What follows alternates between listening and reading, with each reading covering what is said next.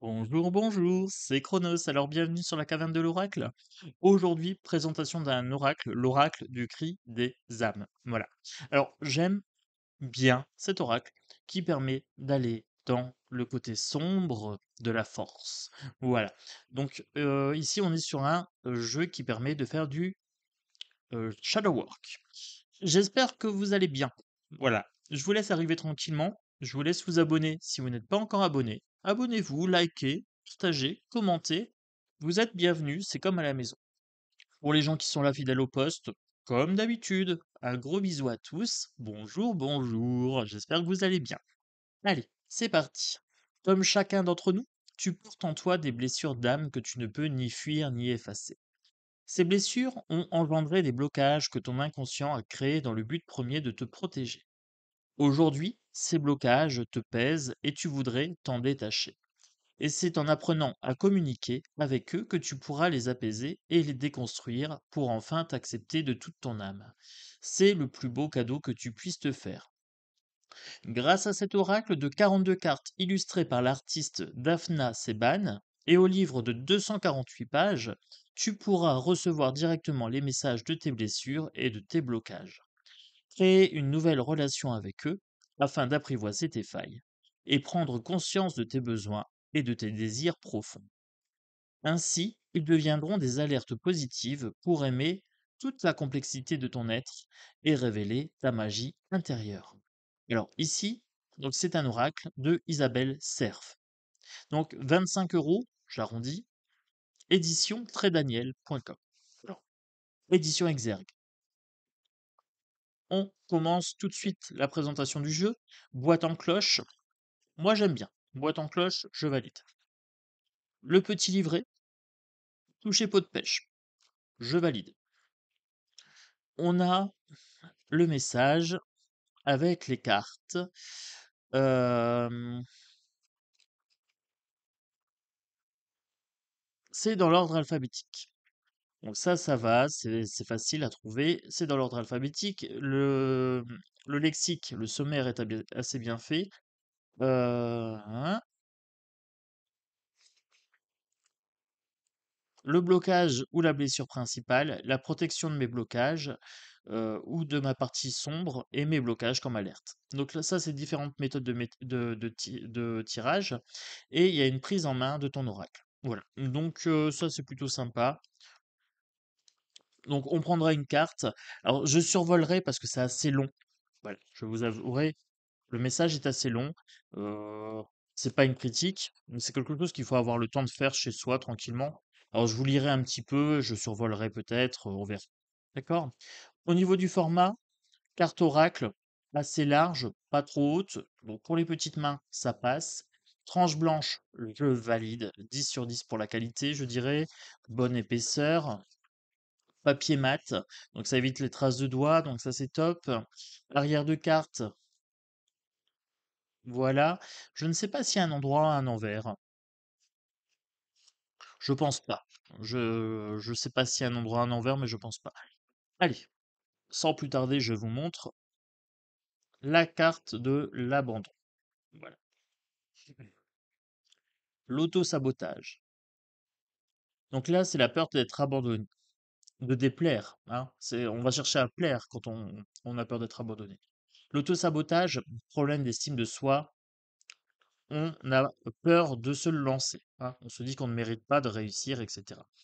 Le jeu est vraiment très épuré, c'est propre, c'est soft, je valide. La boîte intérieure, les carapaces, les certitudes, le combat avec l'extérieur, croyances limitantes, le Dark Passenger, la dépendance, dépendance affective à première vue, les doutes figeants, comme j'hésite, je ne fais pas, en gros. Voilà, je le prends comme ça. La dualité, la lumière et l'obscurité, hein, le côté clair et le côté sombre euh, d'une personnalité. L'éducation, le programme de base qu'on a reçu pendant l'enfance, voilà, à l'école, dans la famille, l'ego déséquilibré. Donc là, on est sur un ego surdimensionné ou alors qui s'efface. Voilà, ça dépendra. L'enfant intérieur blessé, l'éponge énergétique ou l'éponge émotionnelle peut-être. Voilà, je ne sais pas, j'ai pas encore tout lu. L'excuse spirituelle. Alors celle-ci, j'ai bien aimé. Alors je l'ai lue parce que j'étais un peu curieux. Et en fait, je réussis pas ma vie parce que, voilà, j'ai une dette karmique, je suis dans une relation toxique parce que, c'est ma flamme jumelle. Voilà, l'excuse spirituelle, c'est ça, en fait. Les failles narcissiques, la fuite de soi. Alors moi, je les trouve très, très belles. Alors, ces cartes-là, vraiment épurées, mais je les trouve vraiment très, j'aime bien ce côté, soft avec le petit cadre, ça fait vraiment chic, hein. Voilà. La fuite du bonheur, l'humiliation, l'impatience, l'injustice. Pour les hauts potentiels, les hypersensibles, le sentiment d'injustice. Ah là là là là. Dur combat, hein. Dur combat que cette blessure-là. Le karma personnel. Le karma transgénérationnel. On reproduit ce qui se passe dans la famille. D'accord? Le libre arbitre négatif. Alors ça, je suis curieux de savoir ce que c'est. La loyauté familiale. Le mal-être. La manipulation. Le manque d'amour de soi, le manque de confiance, le mental. Ça, c'est pareil pour les HPI, hein, ou potentiel intellectuel, les pensées envahissantes, le mental, dur combat. La nuit noire de l'âme. Alors, la nuit noire de l'âme, c'est quand tout va mal, hein, tout s'effondre et on tape dans le fond pour remonter, hein, au niveau spirituel. Alors, souvent, la nuit noire de l'âme précède un éveil spirituel plus important, une évolution. Le passé divinatoire. Alors, il y a des cartes, pour moi, c'est nébuleux, hein. Très, très clairement. Il y a peut-être des concepts qui vous parlent. Le passé divinatoire, je ne sais pas ce que ça peut dire. La peur du jugement et de la critique. Alors ça me parle, par exemple. Euh, Moi, je me suis libéré de ce qu'on pense de moi. Très clairement, depuis que je fais des vidéos YouTube, j'ai pris beaucoup de distance avec euh, les opinions d'autrui à mon égard. Voilà, donc ça me parle bien. La peur du jugement et de la critique. J'ai appris à ne pas vouloir être aimé, tout simplement. Le refus de la séparation, le rejet, les relations toxiques, la répétition de schémas, le secret, le syndrome de l'imposteur. Alors celle-ci me parle bien. Forcément, HPI, HPE, on a toujours ce syndrome de l'imposteur, hein, surtout les HPI. On a l'impression que tout est facile et qu'on ne mérite pas ce qu'on a. Voilà, c'est ça le syndrome de l'imposteur. Et la trahison, la zone de confort bloquante. Alors, zone de confort, oui, ça me parle bien, c'est le fait de ne pas vouloir prendre de risques parce qu'on ne veut pas prendre des risques pour pas perdre ce qu'on a, en fait. C'est les gens, par exemple, qui, euh, au lieu de casser, de partir d'une relation, bah, restent parce que, voilà, la maison, elle est payée ensemble, les enfants sont là, ou on a un labrador ensemble. Et puis voilà, on reste dans sa zone de confort parce que c'est confortable de payer que la moitié du loyer, par exemple. Voilà, on a l'habitude d'être là, on a l'habitude de se réveiller avec l'autre, bon, ça peut être ça. Alors, les cartes se mélangent parfaitement bien, très, très bonne qualité. En termes de qualité, pour moi, c'est 10 sur 10.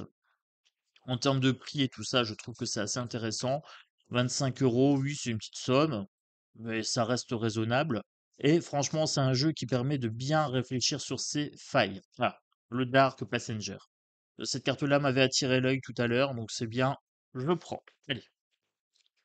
Donc moi, je vais aller voir dans mon sommaire parce que j'ai un peu la flemme. 63, 63, tac. Bon, c'est facile pour s'y retrouver. L'apprentissage. Dès que tu entends ma voix, tous tes sens sont en alerte. J'active ton système nerveux sympathique et tu es saisi d'effroi. Ma voix n'est pas du tout rassurante. Elle vibre sur un ton froid et presque monocorde. Je n'emploie que des mots négatifs. Je te dis toujours de te méfier de telle ou telle personne. Je te fais croire que tu es seul au monde et que tu ne peux compter que sur toi-même. Je te rappelle sans cesse tes échecs et te fais croire que tu es capable de tout, sauf de vivre et de faire des choses positives. Alors, et te fait croire que tu es capable de tout, sauf de vivre et de faire des choses positives. Quand je te parle, je sens tes émotions dans ton corps et dans tes énergies. Je sens que tu es mal à l'aise et parfois tu es même terrifié. Je suis la voix de ta partie sombre. Je suis la voix qui t'enferme dans une énergie lugubre et douloureuse. Je suis la voix de tes blessures et de tes failles. Je suis la voix de tes souffrances. Je ne crois qu'au désastre. Le reste m'importe peu. Je ne crois pas aux belles surprises. Je ne crois pas au bonheur. Je ne crois pas en l'amour. Je suis la voix de tes traumatismes. La voix qui te rappelle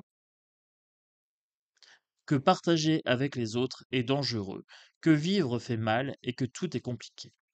Je porte le poids de tes larmes, de tes cicatrices béantes et de ta chair meurtrie. Il pleut, il pleut aujourd'hui et le jour ne s'est pas levé. La nuit est sombre et le bonheur est endormi depuis de nombreuses années. Alors là, on a vraiment quelque chose de très sombre sur cette blessure-là. Le bénéfice secondaire, donc ici, je sais que je suis menaçant. Pourtant, par moments, je te rassure, si je suis là en toi, c'est que tu as souffert, beaucoup souffert. Tu t'es construit en partageant ton quotidien avec de grandes peurs, d'immenses colères et de grands traumatismes. Quand tu étais plus jeune, tu considérais la sérénité, le calme, l'amour et le bonheur comme des chimères lointaines hors de ta portée. Elles étaient de pures étrangères. Tu as grandi en étant à terre et pourtant, je sais que tu as tout fait pour te relever. On est conditionné pour avoir peur de ce qu'on ne connaît pas. Alors aujourd'hui, ces chimères te terrifient et je t'en protège. Quand je te conseille, tu ne te confrontes pas à elles. Tu te replies sur toi-même et tu restes dans cette énergie douloureuse mais familière. Tu évites de potentielles nouvelles souffrances et tu restes concentré sur toi, uniquement sur toi. Tu ne te dévoiles pas, tu ne partages pas, tu ne vibres pas, et cela te rassure. Cela te sécurise. Tes yeux sont tellement habitués à l'obscurité qu'un simple rayon de soleil peut être douloureux, je te protège. Mal, très mal, mais je te protège. J'arrête toute action pour changer les choses et pour aller vers l'inconnu et l'inédit. N'avance pas, n'essaye pas, reste là, n'y crois pas, ne bouge surtout pas, ne bouge jamais. Alors, ici, on est sur une carte d'immobilisme, hein. Le Dark Passenger, c'est cette petite voix qui te dit que tout va mal, en fait. L'alerte. Donc là, vous avez trois parties, hein. L'apprentissage, le bénéfice secondaire et l'alerte. Cela me vexe un peu de te dire ça, mais tu peux m'imposer le silence. Alors je ne suis pas sûr de disparaître pour toujours, mais tu peux me demander de me taire. Et pour cela, très souvent, tu vas avoir besoin de l'aide d'une personne expérimentée. Quand je suis là, c'est que ton système de méfiance est en train de se briser. Tu es en train de vivre des événements qui t'invitent à faire confiance, à aimer, à partager de façon positive. Cela peut te faire croire que tu es en danger. Donc j'arrive pour activer ton armure et pour que tu te méfies de tout le positif qui t'entoure. J'éteins la musique, la lumière, et je demande à tout le monde de rentrer chez soi. Je te fais croire que la soirée était nulle et que tous les sourires étaient hypocrites et forcés. Si je suis là, c'est que tu as été obligé de te méfier des autres pour rester en vie et pour te construire. Tu as développé un système de défiance envers les autres, mais tu peux le déconstruire. Tu peux t'ouvrir aux autres, toi-même et à la vie. Tu peux construire ton propre bonheur, sourire véritablement et vibrer de ton être. Alors écoute-moi d'une nouvelle façon. Quand je suis là, c'est que le changement s'opère, mais qu'une partie de toi résiste. Quand je suis là, c'est que tu es en train de construire de belles et de nouvelles choses. Quand je suis là, c'est que tu es en train de construire de nouvelles bases intérieures. Tu changes et te dévoiles. Prends conscience de cela et ne me laisse pas éteindre cette belle lumière qui émane de toi. Tout ce que je dis n'est pas vrai. Je suis tout sauf la voix de la vérité. Dernier chapitre, j'avance à mon rythme. Donc là, on évolue sur sa blessure interne, d'accord? J'ai conscience de la douleur et de la souffrance que je t'apporte. J'ai conscience de la lutte que je crée en toi. J'ai conscience des ressources que tu mobilises quand je te parle et de la fatigue que cela engendre. Pour créer une nouvelle relation avec moi, tu as vraiment besoin de l'aide d'une personne expérimentée. Les thérapies cognitives comportementales, TCC, sont un très bon outil pour te permettre de m'écouter d'une façon différente. Elles peuvent t'aider à transformer mes hurlements de désespoir en chuchotements à peine audibles. Tu peux écrire ce que je te dis et ensuite appeler une personne de confiance et le lui répéter. Cette personne va t'aider à déconstruire mon discours. Bon, ce n'est pas forcément sympa pour moi, mais ce qui compte avant tout, c'est ton propre bien-être. Quand je te parle, tu peux aussi t'écrire une lettre où tu vas rédiger l'exact opposé de mon discours. Quand je te dis que tu es nul, écris que tu es une personne incroyable. Je te dis de ne pas partager avec les autres, liste toutes les activités que tu souhaites vivre avec eux. Ensuite, relis ce que tu as écrit en prenant de grandes inspirations et aspirations et engage-toi à faire les actions que tu as énoncées. Je suis la voix de tes douleurs passées. Je ne suis pas la voix de ta destinée. C'est toi qui la construis jour après jour. Et ensuite, on a un mantra. Je crée un dialogue intérieur doux et bienveillant. Je crée un dialogue intérieur doux et bienveillant. Voilà. Donc, vous voyez un petit peu comment c'est formulé. Donc, l'apprentissage, le bénéfice secondaire, l'alerte, j'avance à mon rythme et le mantra. Les amis, moi, c'est un jeu que je conseille, surtout si vous avez beaucoup de blessures, si vous avez beaucoup de problèmes personnels liés à l'enfance ou liés à des rencontres, etc. C'est vraiment un jeu que je conseille parce que c'est un jeu qui permet de guérir. Voilà. Alors, moi, il y a des blessures qui me parlent, et puis il y a des blessures pas trop. Alors là, par exemple, le Dark Passenger, je l'ai pas. Hein, moi, j'ai pas eu une enfance malheureuse. euh, J'ai pas eu beaucoup de blessures comme ça où, effectivement, à chaque fois, je me dis: «Il faut que je me méfie», ceci, cela.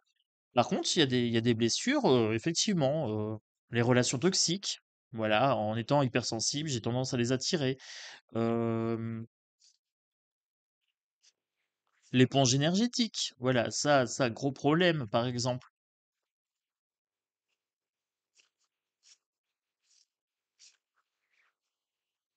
La peur du jugement et de la critique, ça, par exemple, c'est une blessure que j'ai dépassée, mais que j'avais avant.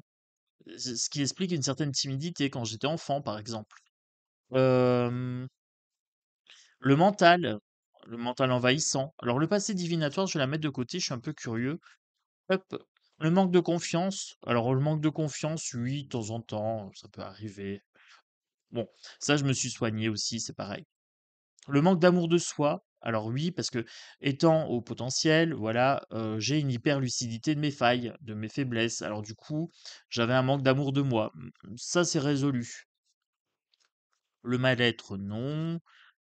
Euh, La loyauté familiale, c'est pareil, je me suis libéré de certains, drivers qu'on m'avait donnés, dans la famille, que je ne répète plus, hein, voilà.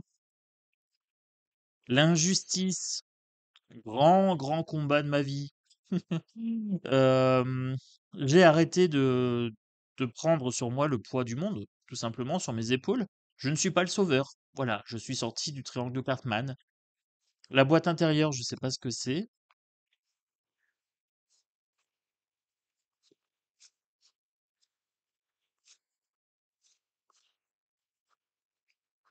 Syndrome de l'imposteur, grand, grand combat. Maintenant, je sais que je mérite ce que j'ai et que j'ai récolté ce que j'ai semé. Voilà. Ça, j'ai dû travailler dessus. Voyez? Donc il y a des cartes où vraiment ça me parle. Le passé divinatoire, je suis un peu curieux quand même, je vais quand même vous dire de quoi ça parle. Si comme moi, tu es un petit peu curieux, alors la vidéo fait 20 minutes, ça va, c'est pas trop long.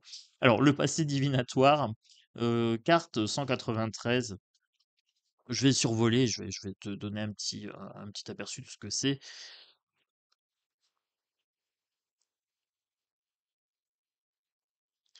Bah, le passé divinatoire, en gros, c'est le fait d'être accroché à son passé.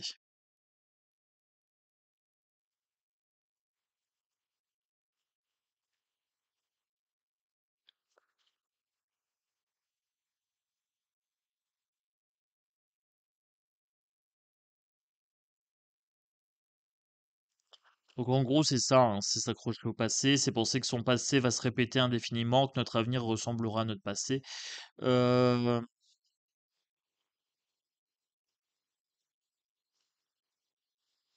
Ça permet d'avoir des certitudes, en fait, sur le monde extérieur.